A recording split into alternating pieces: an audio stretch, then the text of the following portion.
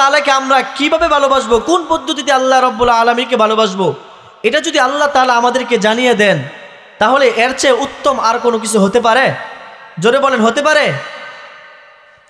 এই জন্য আল্লাহ রাব্বুল আলামিন রাসূলুল্লাহ সাল্লাল্লাহু আলাইহি ওয়াসাল্লামকে জানিয়ে দেন, স্বাভাবিকভাবে আপনার আত্মীয় স্বজন যখন আপনার নিকট থাকবে, আপনি যাকে ভালোবাসবেন সে যদি আপনার নিকট থাকে, আপনার কাছে থাকে, তাহলে তাকে ভালোবাসাটা কি সহজ হবে না? জোরে বলেন, সহজ হবে কি না? ঠিক তদ্রূপভাবে আমরা তো আল্লাহ তাআলাকে দেখি না, দেখি আমরা আল্লাহকে দেখি, তাহলে আল্লাহ তাআলাকে তো ভালোবাসার পুরোপুরি আমাদের অন্তরের মধ্যে আল্লাহ রাব্বুল আলামিনকে ভালোবাসার তামান্না, ইচ্ছা আছে না নাই? জোরে বলেন। আল্লাহ তাআলাকে ভালোবাসার ইচ্ছা আগ্রহ আছে তো সবার?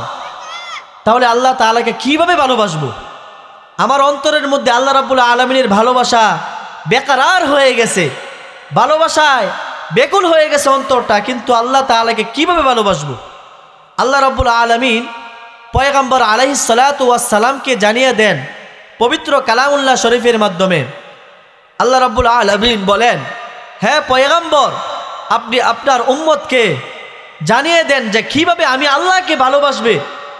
এটা আমি আপনাকে জানিয়ে দিলাম যে আমি আল্লাহকে ভালোবাসতে হবে কিভাবে, কোন পদ্ধতিতে, এটা আমি আপনাকে জানিয়ে দিলাম, আপনি আপনার উম্মতকে জানিয়ে দেন। বলেন সুবহানাল্লাহ।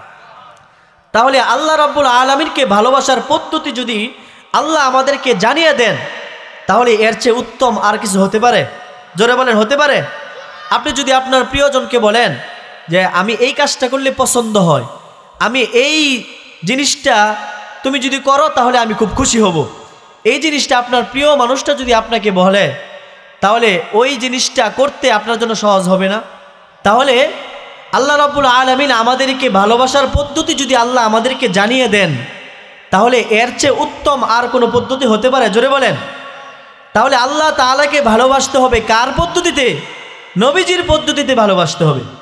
এই জন্য আল্লাহ রাব্বুল আলামিন রাসূলুল্লাহ সাল্লাল্লাহু আলাইহি ওয়াসাল্লামকে জানিয়ে দেন, কুল ইন কুনতুম তুহিব্বুনাল্লাহ,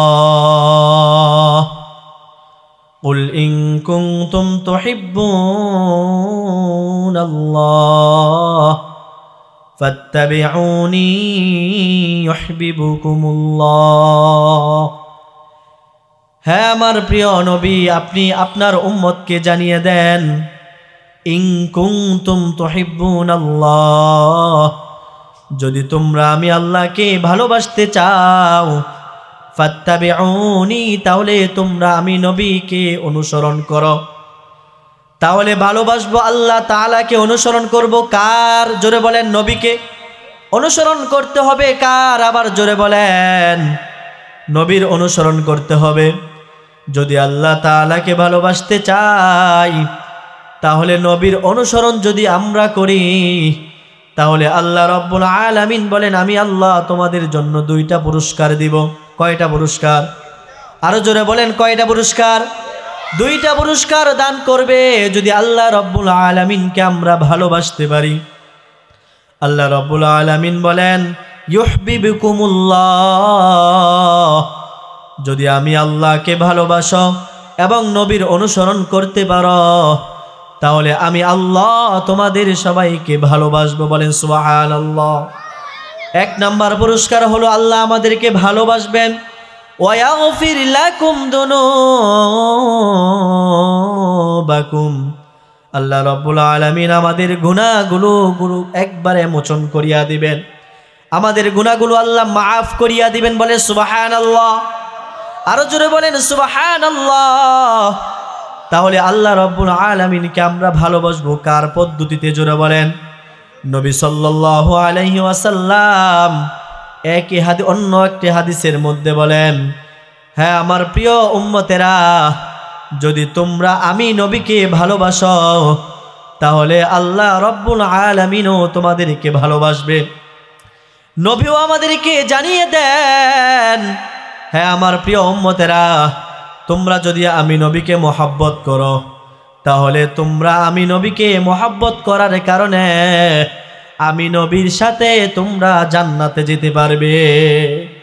আরো জোরে বলেন সুবহানাল্লাহ। তাহলে নবীজিকে ভালোবাসলে আমরা কোথায় যাব? জান্নাতে যেতে পারবো। রাসূলুল্লাহ সাল্লাল্লাহু আলাইহি ওয়াসাল্লাম বলেন, মান আহাব্বা সুন্নতি, যে ব্যক্তি আমি নবীর সুন্নতকে অনুসরণ করবে, ফাকাদ আহাব্বানি, সে কেমন যেন আমি নবীকে মহব্বত করলো। তাহলে বলেন, নবীর সুন্নত যদি অনুসরণ করি কার ভালোবাসা হবে? নবীর ভালোবাসা হবে। ওয়ামান আহাব্বানি, নবী আমার সাল্লাল্লাহু আলাইহি ওয়াসাল্লাম বলেন, যদি কোনো ব্যক্তি আমি নবীকে মহব্বত করে, ফাকাদ আহাব্বানি ওয়ামান আহাব্বানি কানা মাই ফিল জান্নাহ, তাহলে ওই ব্যক্তিকে আমি নবীর সাথে জান্নাতে নিয়ে যাব। বলেন সুবহানাল্লাহ। তাহলে নবীকে ভালোবাসলে নবীর সাথে জান্নাতে আমরা যাব। আমরা কারা কারা নবীর সাথে জান্নাতে যেতে চাই? হাতটা উঠায়া বলি আল্লাহু আকবার, আর জোরে বলি আল্লাহু আকবার।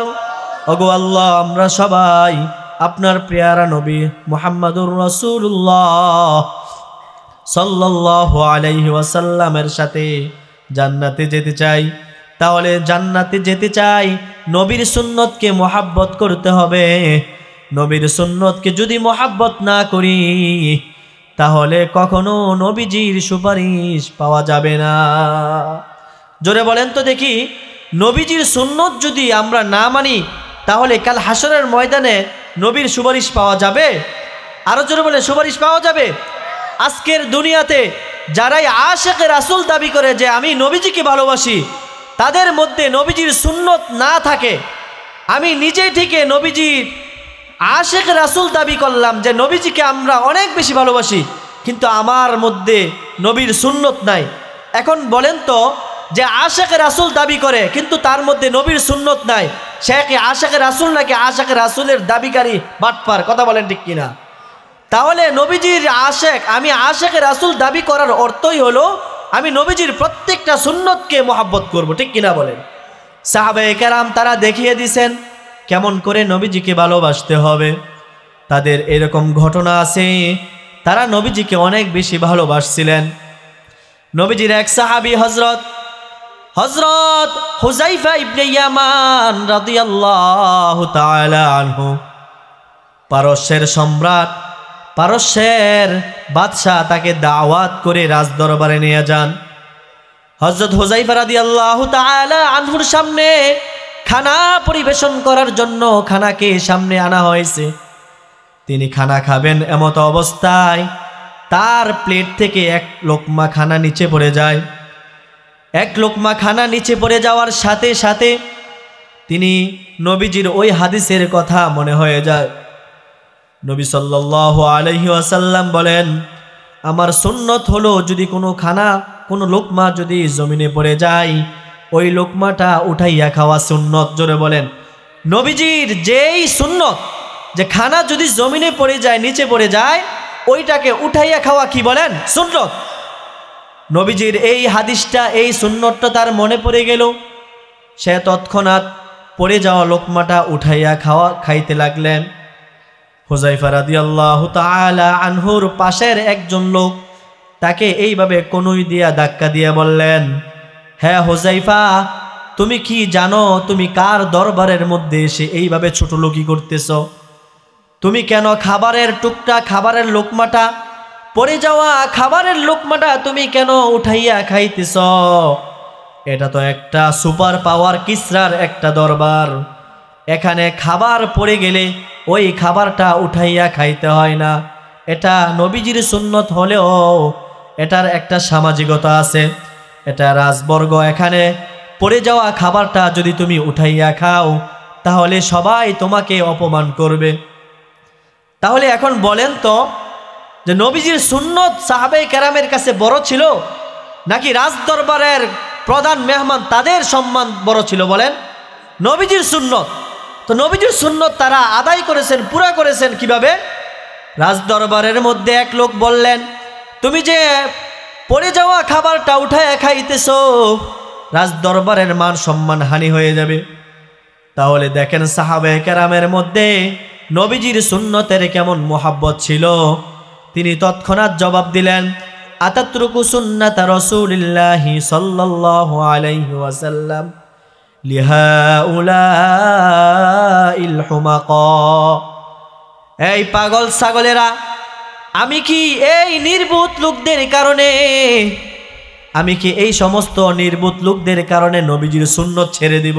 বলেন আল্লাহু আকবার। আমি কি এই সমস্ত নির্বোধ পারস্যের রাজবর্গের লোকদের কারণে, নির্বোধ লোকদের কারণে আমি কি নবীর সুন্নত ছাড়তে পারি? বলো না না না।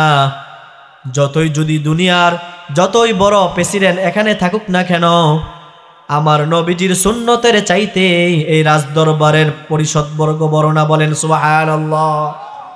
তাহলে দেখেন কেমন মুজাহাদা, কেমন বড় কথা ছিল।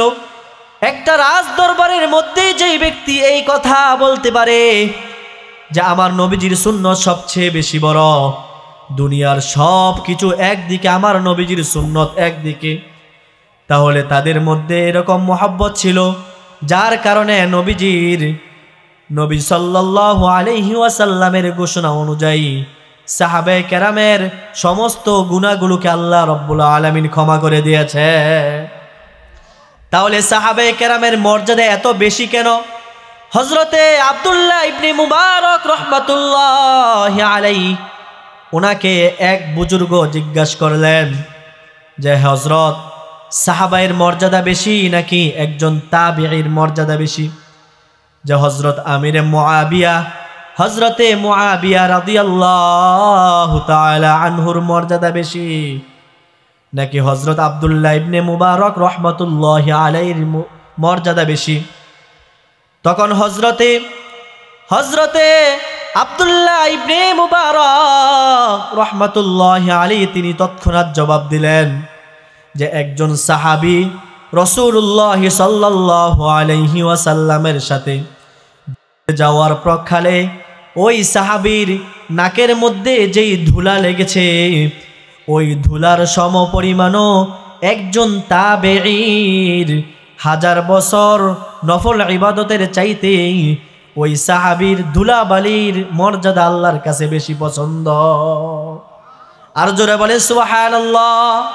তাহলে সাহাবায়ে কেরামের মর্যাদা এত বেশি কেন হলো? আল্লাহ রাব্বুল আলামিন বলেন রাদিয়াল্লাহু আনহুম ওয়া রাদু আন।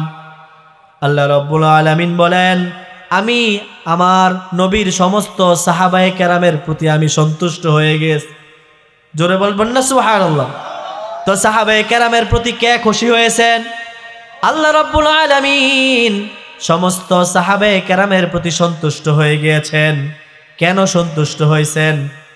তাদের মধ্যে নবীজির সুন্নতের মহব্বত ছিল। নবীজির আরেক সাহাবিয়া উহুদের যুদ্ধে এক মহিলা যখন শুনলেন উতিলা মুহাম্মদ নবীজি শহীদ হয়ে গিয়েছে, তখন তার অন্তরের মধ্যে ব্যথা নিয়ে তিনি ঘর থেকে বের হয়ে গেলেন। বললেন না না না, এটা আমি বিশ্বাস করতে পারি না। নবীজি ইন্তেকাল করেছেন, শহীদ হয়ে গিয়েছেন, আর আমি মহিলা সাহাবী এই কথা আমি শুনবো আর আমি জীবিত থাকব, কখনো সম্ভব না। এটা আমি বিশ্বাস করতে পারি না। যতক্ষণ পর্যন্ত আমি স্বচক্ষে না দেখব নবীজি শহীদ হয়েছেন, ততক্ষণ পর্যন্ত আমি বিশ্বাস করব না। ওই মহিলা চলে গেলেন নবীজির সন্ধানে। উহুদের ময়দানে যাওয়ার জন্য তিনি রওনা হয়েছেন, ঘর থেকে বের হয়ে গেলেন। সাথে রাস্তার মধ্যে এক সাহাবীর সাথে দেখা হয়ে গেল। ওই সাহাবীকে জিজ্ঞাসা করলেন নবীজির কি অবস্থা, নবীজির ব্যাপারে আপনি আমাকে কিছু সংবাদ দেন। ওই সাহাবী বলেন নবীজির সংবাদ, নবীজির খবর তোমাকে পরে দিচ্ছি। ওই যুদ্ধের ময়দানে তোমার সন্তান তো নিহত হয়ে গেছে, তুমি কি আগে তুমি তোমার সন্তানের খবর নেও। ওই মহিলা কেমন আশেকে রাসূল ছিলেন। ওই মহিলা নবীজির কথা বারবার বলতেছেন, আমার নবীজির কি অবস্থা, আগে বলো আমার সন্তানের কথা, তোমাদের কাছে আমার সন্তানের কথা জিজ্ঞাসা করতে চাই না। এই কথা বলার পরে যখন আবার চলতে লাগলেন, তখন আবার আরেক সাহাবীর সাথে দেখা হয়ে গেল। ওই সাহাবীকে জিজ্ঞাসা করলেন যে আমার নবীজির কি অবস্থা।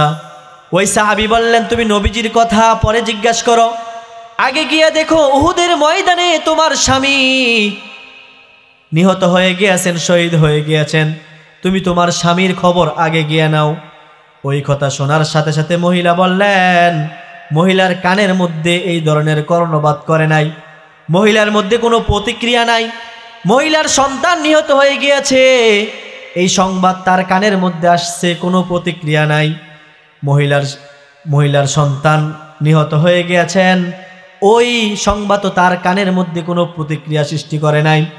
আবার তিনি চলতে লাগলেন, রাস্তার মধ্যে আরেক সাহাবীর সাথে দেখা হয়ে গেল।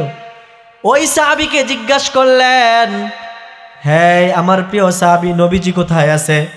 নবীজি নাকি শহীদ হয়ে গিয়েছেন, কথা কি সত্য কিনা? ওই সাহাবী বললেন, তুমি নবীজির কথা পরে বলো, ওই ময়দানের মধ্যে তোমার ভাই তো শহীদ হয়ে গিয়েছে, আগে গিয়া তুমি তোমার ভাইয়ের খবর আগে নাও। ওই মহিলা বললেন, সাথে সাথে তিনি দৌড় দিয়া তিনি চলতে লাগলেন, সামনে গিয়া দেখে নবীজি ওটের থেকে নামলেন। নবীজি গিয়ে তখন দেখলেন নবী সাল্লাল্লাহু আলাইহি ওয়াসাল্লাম এখনো জীবিত আছে। তৎক্ষণাৎ তিনি চিৎকার দিয়ে বলে উঠলেন যে বাদা মুহাম্মাদিন সাল্লাল্লাহু আলাইহি ওয়াসাল্লাম কুল্লু মুসিবাতিন বাদা মুহাম্মাদিন সাল্লাল্লাহু আলাইহি ওয়াসাল্লাম সাহালা। নবী সাল্লাল্লাহু আলাইহি ওয়াসাল্লামকে দেখার সাথে সাথে আমার সন্তান মারা গেছে, আমার পিতা মারা গেছে, আমার ভাই মারা গেছে, এই সংবাদটা আমার বরদাস্ত করা সহজ হয়ে গিয়েছে। আর জোরে বলেন সুবহানাল্লাহ। ওই মহিলা জিজ্ঞাসা করলেন, আমার নবীর কি অবস্থা, আমার নবীর কি অবস্থা? আমি আমার সন্তানের কথা জিজ্ঞাসা করতে আসি নাই, আমি আমার পিতার কথা জিজ্ঞাসা করতে আসি নাই, আমি আমার স্বামীর কথা জিজ্ঞাসা করতে আসি নাই, আগে বলো আমার প্রিয় নবীর কি অবস্থা। যখন নবীজিকে দেখলেন সাথে সাথে তিনি এই কথা বলে উঠলেন যে নবীজিকে দেখার সাথে সাথে আমার সন্তান মারা গেছে, আমার পিতা মারা গেছে, আমার স্বামী মারা গেছে, আমার ভাই মারা গেছে। আমার নবীজিকে দেখার সাথে সাথে ওই সমস্ত সন্তান পিতা এদের মৃত্যুর ঘটনাটা আমার শোনা সহজ হয়ে গেছে। সুবহানাল্লাহ, কেমন ভালোবাসা ছিল! আজকে এরকম আশেকে রাসূল পাওয়া যায় না। আজকে দেখা যায় শুধু মুখে বলে আশেকে রাসূল, আমি নবীজিকে ভালোবাসি, শুধু এতটুকুই বলে, কিন্তু তার মধ্যে নবীজির কোনো সুন্নতের লেশ মাত্র নাই। আছে না? আছে না? নাই? জোরে বলেন। নবীজির সুন্নত তার মধ্যে নাই, আর সে দাবি করে আমি আশেকে রাসূল, আমি নবীজিকে ভালোবাসি। যদি সার্চ করে দেখা যায় তুমি যে নবীজির আশেকে রাসূল দাবি করেছো, নবীজিকে ভালোবাসো, তোমার মধ্যে তো নবীজির সুন্নত নাই, তোমার মাথার চুলটাও নবীজির আদর্শ অনুযায়ী নাই, তোমার মুখের দাড়িটাও নবীজির আদর্শ অনুযায়ী নাই, তোমার চলন বলন সব কিছু আচার ব্যবহার চরিত্র নবীজির সুন্নত তরিকায় হচ্ছে না, আর তুমি দাবি করছো যে আমি নবীজিকে সবচাইতে ভালোবাসি। তাহলে তো এটা আশেকে রাসূল দাবি করা, কিন্তু তার মধ্যে সুন্নত না থাকা, এটাই আশেকে রাসূল দাবিকারী সবচেয়ে বড় বাটপার। ঠিক কিনা বলেন? নবীজির সুন্নত যার মধ্যে নাই সে আশেকে রাসূল দাবি করার অর্থই হলো সে সবচেয়ে বড় বাটপার। ঠিক কিনা বলেন? এই জন্য রসুলকে ভালোবাসতে হবে। শুধু রসুলকে ভালোবাসলে চলবে না, কি বলেন? আশেকে রাসূল হলেই চলবে না, বরং আশেকে ইলাইহি হতে হবে। শুধু আশেকে রাসূল, আমি নবীজির ভালোবাসা আমার অন্তরের মধ্যে আছে, কিন্তু আল্লাহ তাআলার ভালোবাসা আমার অন্তরের মধ্যে নাই। তাহলে কি আমি পরিপূর্ণ ইমানদার হতে পারবো নাকি? জোরে বলেন, হতে পারবো নাকি? আপনি শুধু আল্লাহকে অনেক বেশি, আপনার জীবনের চাইতে বেশি ভালোবাসছেন, কিন্তু নবীজিকে ভালোবাসেন নাই, আপনি পরিপূর্ণ ইমানদার হতে পারবেন? জোরে বলেন, হতে পারবেন? আপনি নবীজিকে নিজের জীবনের চাইতে বেশি ভালোবাসছেন, কিন্তু আল্লাহ তাআলাকে ভালোবাসেন নাই, ইমানদার হতে পারবেন নাকি? দুইজনের সমন্বয়, উভয়কে ভালোবাসার মাধ্যমে আপনি পরিপূর্ণ ইমানদার হতে পারবেন। ঠিক কিনা বলেন? আপনি দেখা যায় আপনি 10,000 ভোল্টেজের একটা বাল্ব আইনা এখানে আপনি দিছেন, কিন্তু এখানে এত লুট মানবে না, কিন্তু 10,000 ভোল্টেজ একটা বাতি লাগাইছেন, এর মধ্যে আপনি কারেন্টের লাইন দিছেন, কিন্তু এখানে আর্থিং যে লাইনটা আছে এটা দেন নাই, তো 10,000 না 50,000 ভোল্টেজের বাতি দিলেও জ্বলবে? জ্বলবে না। কেন জ্বলবে না? আপনি শুধু এক লাইন দিচ্ছেন, 2 লাইন দেন নাই। তাহলে এক লাইন দিয়ে যেরকমভাবে বাতি জ্বালানো সম্ভব না, আর্থিক লাইন ছাড়া ঠিক তদ্রূপভাবে শুধু আল্লাহকে ভালোবেসে জান্নাত পাওয়া যাবে না, শুধু নবীজিকে ভালোবেসে জান্নাত পাওয়া যাবে না, ঠিক কিনা বলেন? এই জন্য ইমানের বাতি জ্বালানোর জন্য আল্লাহ রব্বুল আলামিনকে ভালোবেসে নবীজির সুন্নতকে মোহাব্বত করার দরকার আছে না নাই? জোরে বলেন, আরো জোরে বলেন, দরকার আছে না নাই? এই জন্য রাসূলুল্লাহ সাল্লাল্লাহু আলাইহি ওয়াসাল্লাম বলেন, একবার রাসূলুল্লাহ সাল্লাল্লাহু আলাইহি ওয়াসাল্লাম ওযু করতেছিলেন। ওযু করার সময় দেখেন যে সাহাবায়ে কেরাম নবীজির ওযুর অবশিষ্ট পানি নিয়ে সাহাবায়ে কেরাম নিজের শরীরের মধ্যে এইভাবে মাখামাখি শুরু করে দিলেন। সাহাবায়ে কেরাম নবীজির ওযুর যেই পানিগুলো জমিনের মধ্যে ঝরে ঝরে পড়তেছিল, ওই পানিটা তাদের শরীরের মধ্যে মাখামাখি শুরু করে দিলেন। নবীজি জিজ্ঞাসা করলেন, হে আমার প্রিয় সাহাবীরা, তোমরা এমন কেন করতেছ? তো সাহাবায়ে কেরাম বললেন, ইয়া রাসূলুল্লাহ, আমরা তো আপনাকে সবচাইতে বেশি ভালোবাসি। নবী সাল্লাল্লাহু আলাইহি ওয়াসাল্লাম বলেন, হে আমার প্রিয় সাহাবীরা, শুধু আমি নবীকে ভালোবাসলে চলবে না, বরং তোমাদেরকে কি এমন একটি আমলের কথা আমি বলে দিব, যে আমল করলে আমি নবীজিকে যেমন ভালোবাসবে, সাথে সাথে এমন আমল করলে আমি নবীজিকে ভালোবাসার সাথে সাথেও আল্লাহ রব্বুল আলামিনও তোমাদেরকে ভালোবাসবে। সুবহানাল্লাহ। তাহলে নবীজি বললেন, এমন একটা আমল তোমাদেরকে আমি বলে দিব, যে আমলটা করলে তোমরা যেমন আমি নবীকে ভালোবাসো, ঠিক তদ্রূপভাবে ওই আমলটা করলেও আমি নবীজিকে তোমরা ভালোবাসলে আল্লাহ রব্বুল আলামিনও তোমাদেরকে ভালোবাসবেন। তাহলে আমরা যদি আল্লাহ তাআলাকে ভালোবাসতে চাই, তাহলে সেই ভালোবাসাটা হতে হবে নবীজিকে ভালোবাসার সাথে, ঠিক কিনা বলেন? এই জন্য রাসূলুল্লাহ সাল্লাল্লাহু আলাইহি ওয়াসাল্লাম বলেন, হে আমার প্রিয় সাহাবীরা, আমি তোমাদেরকে একটা আমলের কথা বলে দেই, যদি তোমরা এই আমলটা করতে পারো, তাহলে তোমরা যেমন আমি নবীজিকে ভালোবাসো, ঠিক তদ্রূপভাবে আল্লাহ রব্বুল আলামিনও তোমাদেরকে ভালোবাসবে যদি এই আমলটা করতে পারো। সাহাবায়ে কেরাম পাগল হয়ে গেছেন, ইয়া রাসূলুল্লাহ, আপনি আমাদেরকে ওই আমলের কথা বলে দেন। সাহাবায়ে কেরামদেরকে নবী সাল্লাল্লাহু আলাইহি ওয়াসাল্লাম সাথে সাথে জানিয়ে দেন, তিনটা আমল করবা, তিনটা কাজ যদি তোমার মধ্যে থাকে, তাহলে আল্লাহ এবং রসুল তোমাদেরকে ভালোবাসবেন। কয়টা আমল? আরো জোরে বলেন, কয়টা আমল? তিনটা আমল যদি আমরা করতে পারি, রাসূলুল্লাহ সাল্লাল্লাহু আলাইহি ওয়াসাল্লাম বলেন, তোমরা যেমন আমি নবীকে ভালোবাসো, আল্লাহ রব্বুল আলামিনও তোমাদেরকে ভালোবাসবেন। ওই আমলটা কি? রাসূলুল্লাহ সাল্লাল্লাহু আলাইহি ওয়াসাল্লাম বলেন, আল্লাহর রাসূল সাল্লাল্লাহু আলাইহি ওয়াসাল্লাম বলেন, আসদাকু ইদা হাদ্দাসতুম, যখন তোমরা কোনো কথা বলবে সত্য কথা বলবে। কি কথা? জোরে বলেন, জোরে বলেন, কি কথা বলতে হবে? সত্য কথা সবসময় বলতে হবে। আসদাকু ইদা হাদ্দাসতুম, এক নাম্বার গুণ। তিনটা আমলের মধ্যে এক নাম্বার আমল হলো সর্বদাই সত্য কথা বলবো। কি কথা? জোরে বলেন, আরো জোরে বলেন, কি কথা বলতে হবে? সত্য কথা বলবো। দুই নাম্বার হলো ওয়াদ্দু ইদা তুমিনতুম, যখন তোমাদের কাছে কোনো আমানত রাখা হয়, ওই আমানতের যথাযথ হেফাজত করতে হবে। আমানতের হেফাজত করবো তো ইনশাআল্লাহ? আরো জোরে বলেন, ইনশাআল্লাহ। আমানতের হেফাজত করব, সত্য কথা বলবো। তিন নাম্বার গুণ হলো ওয়া আহসিনু জিওয়ার মিন জাওয়ারাকুম, ওয়া আহসিনু জিওয়ার মান জাওয়ারাকুম, তোমরা তোমাদের প্রতিবেশীর সাথে সৎ ব্যবহার করবে। আজকে দেখা যায় প্রতিবেশী, আমাদের সাথে যারা প্রতিবেশী আছে তাদের সাথে খারাপ আচরণ করা হয়, আমার আচার ব্যবহারে তারা নিরাপদ থাকে না। অথচ রাসূলুল্লাহ সাল্লাল্লাহু আলাইহি ওয়াসাল্লাম তিনবার কসম করে বলেন, ওয়াল্লাহি লা ইয়ামানু, ওয়াল্লাহি লা ইয়ামানু, ওয়াল্লাহি লা ইয়ামানু, আল্লাহর কসম, আল্লাহর কসম, আল্লাহর কসম, ওই ব্যক্তি পরিপূর্ণ মুমিন হবে না।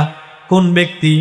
রাসূলুল্লাহ সাল্লাল্লাহু আলাইহি ওয়াসাল্লাম বলেন, আল্লাযী লা ইয়ামানু জারাহু বাওয়াইকাহু, যেই সমস্ত লোকেরা তার প্রতিবেশীর কারণে অনিষ্ট থেকে নিরাপদ থাকতে পারে না, ওই সমস্ত ব্যক্তিকে আল্লাহ রাব্বুল আলামিন বলেন রাসূলুল্লাহ সাল্লাল্লাহু আলাইহি ওয়াসাল্লামের মাধ্যমে আল্লাহ রাব্বুল আলামিন জানিয়ে দেন ওই ব্যক্তি পরিপূর্ণ ঈমানদার হতে পারবে না। তাহলে পরিপূর্ণ ঈমানদার হওয়ার জন্য আমাকে আমার অনিষ্ট থেকে, আমার প্রতিবেশী যেন আমার অনিষ্ট থেকে নিরাপদ থাকে, ঠিক কিনা বলেন? আমার অনিষ্ট থেকে প্রতিবেশী যেন নিরাপদ থাকে, ওই দিকে খেয়াল রাখতে হবে। রাসূলুল্লাহ সাল্লাল্লাহু আলাইহি ওয়াসাল্লাম বলেন, আল মুসলিমু মান সালিমাল মুসলিমুনা মিন লিসানিহি ওয়া ইয়াদিহি। আল মুসলিমু, প্রকৃত মুসলমান তো তারাই, মুসলিমু মিন লিসানিহি, আল মুসলিমু মান সালিমাল মুসলিমুনা, প্রকৃত মুসলমান তো তারাই যাদের হাত পা জবান থেকে অন্য মুসলমান নিরাপদ থাকে। তাহলে প্রকৃত মুসলমান কারা? জোরে বলেন। আমার হাতের দ্বারা, আমার পায়ের দ্বারা, আমার মুখের দ্বারা যেন কেউ কষ্ট না পায়। যদি কোনো ব্যক্তি যার অনিষ্ট থেকে কোনো মুসলমান নিরাপদ থাকে, তাহলে ওই ব্যক্তি পরিপূর্ণ ঈমানদার হতে পারবে, ঠিক কিনা বলেন? তাহলে পরিপূর্ণ ঈমানদার হতে হলে আমাদেরকে আমার অনিষ্ট থেকে, আমার নিজের আচার ব্যবহারের কারণে যেন অন্য কোনো মুসলমান ভাই কষ্ট না পায়, আমার আচার ব্যবহারের কারণে অন্য কোনো মুমিন যেন কষ্ট না পায়। রাসূলুল্লাহ সাল্লাল্লাহু আলাইহি ওয়াসাল্লামের কাছে দুইজন মহিলার ঘটনা এসেছে। এক মহিলার ব্যাপারে বললেন সাহাবী, ইয়া রাসূলুল্লাহ, এক মহিলা 5 ওয়াক্ত নামাজ পড়ে, নামাজের সাথে সাথে যত ধরনের নামাজ আছে, আওয়াবিন নামাজ, এশরাক নামাজ, তাহাজ্জুদ নামাজ, যত নামাজ আছে, যত ধরনের রোজা আছে, সব রোজা রাখে। কিন্তু তার মধ্যে একটা বদ অভ্যাস আছে। কি অভ্যাস? বদ অভ্যাস। সে দেখি তার অত্যাচারের কারণে অন্য মুসলমান নিরাপদ থাকতে পারে না, গালিগালাজ করে। আরেক মহিলার ব্যাপারে আসছিল, সাহাবে কেরাম নবীজিকে বললেন, ওই মহিলা 5 ওয়াক্ত শুধু নামাজ পড়ে, বা অতিরিক্ত কোনো আমল করে না, বেশি নফল নামাজ পড়ে না, রোজা রাখে না, বেশি নফল রোজা রাখে না, অতিরিক্ত কোনো ইবাদত করে না, কিন্তু 5 ওয়াক্ত নামাজই পড়ে। নবী সাল্লাল্লাহু আলাইহি ওয়াসাল্লাম বলেন, যে ব্যক্তি 5 ওয়াক্ত নামাজ পড়ে, কারো ব্যাপারে গীবত শিকায়াত করে না, নিজের জবানটাকে হেফাজত করেছে, নিজের আচার ব্যবহারে কাউকে কষ্ট দেয় না, ওই মহিলার চাইতে সে পরিপূর্ণ ঈমানদার হয়ে গিয়েছে। যেই মহিলা 5 ওয়াক্ত নামাজ পড়ে, রোজা রাখে, হজ করে, অতিরিক্ত নামাজ পড়ে, অতিরিক্ত রোজা রাখে, অনেক নেক ইবাদত করে, কিন্তু যার অনিষ্টের কারণে অন্য মুসলমান নিরাপদ না, ওই মহিলার থেকে ওই মহিলাই সবচেয়ে উত্তম। তাহলে সবচাইতে ঈমানদার এবং পরিপূর্ণ ঈমানদার মুমিন মহিলা এবং কে ছিল? যারা অন্যের অনিষ্ট করে নাই, অন্যের ক্ষতি থেকে সে নিজেকে বাঁচিয়ে রাখছে। এই জন্য আমরা যদি আমাদের নিজের জবানটাকে অন্যকে ক্ষতি করার থেকে নিজের জবানটাকে হেফাজত করতে পারি, তাহলে আমি কামেল পরিপূর্ণ ঈমানদার হতে পারবো, ঠিক কিনা বলেন? জোরে বলেন, ঠিক কিনা? এই জন্য আমাদের জবান দ্বারা কাউকে কষ্ট দিব না তো ইনশাল্লাহ। আরো জোরে বলেন, কষ্ট দিব না তো ইনশাল্লাহ। তাহলে যে বলছিলাম, আল্লাহ এবং রাসূলকে ভালোবাসার 3টা আমল। 1 নাম্বার, সত্য কথা বলবো। কি বলবো? জোরে বলেন। আসদাকু ইদা হাদ্দাসতুম, যখন কথা বলবো সত্য কথা বলবো। ওয়াদ্দু ইদা তুমিনতুম, যখন আমার কাছে কেউ কোনো কিছু আমানত রাখবে, টাকা পয়সা কোনো কথা আমানত রাখবে, ওই আমানতের হেফাজত করবো, আমানতের খেয়ানত করা যাবে না। 3 নাম্বার গুণ হলো ওয়াহসিনু জিওয়ার মান যা ওয়ারাকুম, এবং প্রতিবেশীকে নিজের অনিষ্ট খারাপি থেকে প্রতিবেশী যেন নিরাপদ থাকে। এই 3টা গুণ যদি আমার আপনার মধ্যে থাকে, তাহলে আমি পরিপূর্ণ ঈমানদার হয়ে যাব। তাহলে আল্লাহ এবং রাসূলকে আমরা যদি এই 3টা গুণের মাধ্যমে ভালোবাসতে চাই, তাহলে এই আমলটা আমাদের করার দরকার আছে না নাই?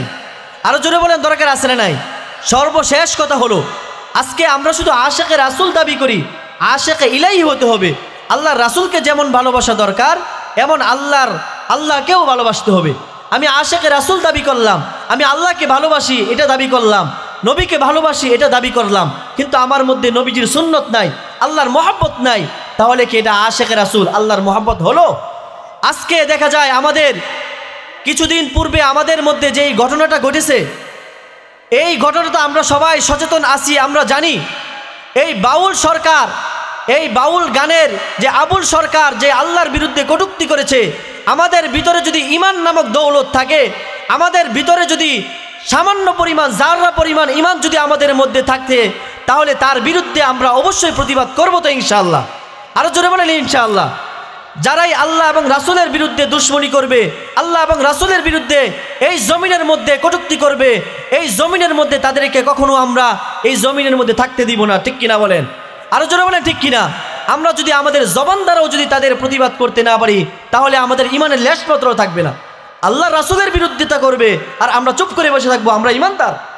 আমরা তো বেঈমান হয়ে কবরে যাব।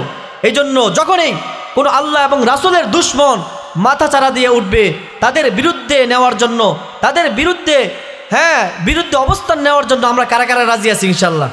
আরো জোরে হাত তুলে বলি আল্লাহু আকবার, নারায়ে তাকবীর, নারায়ে তাকবীর। এই জন্য বাউল মানে বাউলুন অর্থ হচ্ছে প্রস্রাব। বাউল অর্থ কি?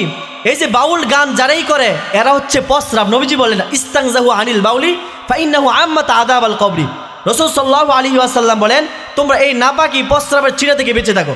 তাহলে বর্তমান সমাজের এই যে বাউল যে গান আছে, এই গানটা সবচাইতে বড় কি?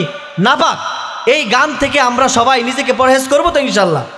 এই জন্য আল্লাহ রাব্বুল আলামিন আমাদের সবাইকে নিজের ইমানকে হেফাজত করে বাউল নামক যে নাপাক গোষ্ঠী আছে, বাউল নামক প্রস্রাবের মতো নাপাক গোষ্ঠী আছে, তাদেরকে অ্যাভয়েড করে, তাদেরকে প্রত্যাখ্যান করে আল্লাহ রাব্বুল আলামিনের ইজ্জত সম্মান রক্ষা করে, আমাদের নিজের ইমান আমলকে রক্ষা করে আল্লাহ রাব্বুল আলামিনের মারিফাত হাসিল করার তৌফিক দান করুন।